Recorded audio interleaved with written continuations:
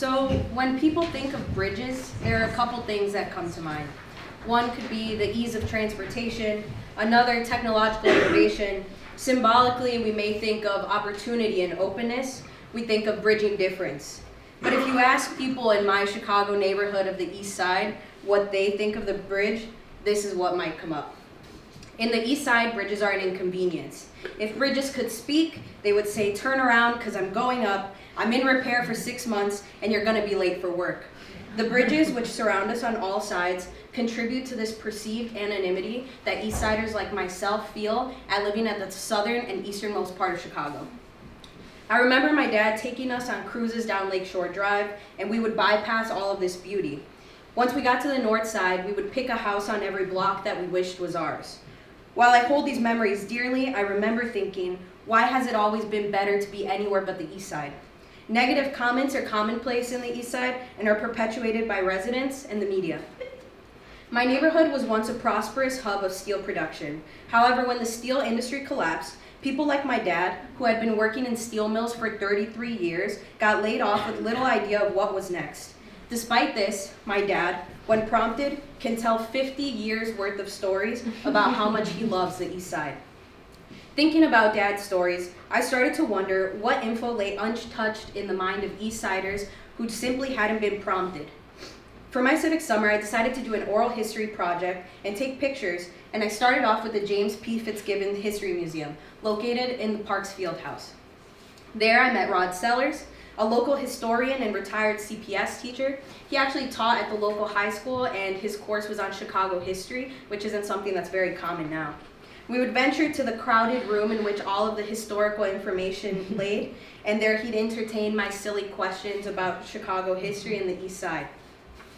After feeling like I had a good idea of the neighborhood's history, I decided to take on the most daunting part of my task, the interviews. I didn't know where to start, especially considering I was working alone, so I didn't know who I should approach, if they would be open to speaking to me or not, and what they would think of my project. I was able to see how people reinvented their spaces to make them feel like home. This is an example. This is 9-3 Studios. It's an abandoned house. I think it was abandoned for 10, 15 years, turned into an art studio.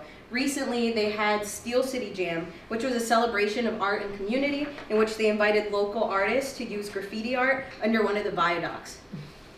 This is Roman Villarreal. He's the owner of the building and a 71-year-old sculptor. He considers himself an urban anthropologist because he takes what he sees in the Southeast Side and he turns it into art. He very poetically told me that the steel from the neighborhood built the skyscrapers downtown, and that we, the young people, are the new steel that is shaping the way the neighborhood and the city would be formed. Izzy lived across the street from me for 21 years, and it took this project for me to have a meaningful conversation with him. He's a rapper and a poet who talks about his cousin getting shot just a block away from my house, his best friend being incarcerated, but despite this, he wants to defy the negative stereotypes about the neighborhood. When we gon' change is what we ask in the hood. Start with unity, lend a hand in the hood. Vocalize yourself, that's a task for the hood. Put it in a rap and wear plaques for the hood. So basically what he's talking about is civic engagement. Itzwell, who's right next to him, was just a stranger at that point, but he said he had listened to Izzy Ace on his headphones when he was walking through the hallways in school and knew he was talking about the East Side when he referenced the bridges. The fact of the matter is that people are making a name for themselves in the East Side, and they're taking the neighborhood with them. In fact, Enrique and Adan Ramirez are countering our perceived anonymity, taking it upon themselves to make a welcome sign that couldn't be funded by the community.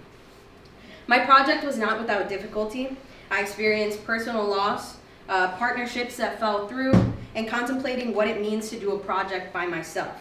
However, the vibrant people in my community are what kept me going. Growing up in the East Side, I was taught to be suspicious of people and their intentions, especially strangers, so it was much to my surprise when everyone that I asked to interview said yes without hesitation. At the end of each interview, I would ask, what makes you an East Sider? A simple question, I know, but after 3 months, 22 interviews, 1,398 photos later, I think I have an answer. Izzy said you could tell when he walks in the room that he's not from around there. It's easy to focus on negativity or feel like you need an escape from where you come from. It's even more difficult to be a good neighbor. I'm an East Sider because, like my interviewees, I listen to my neighbors, and today, at events like these, I choose to hold my neighborhood in the highest regard. Thank you.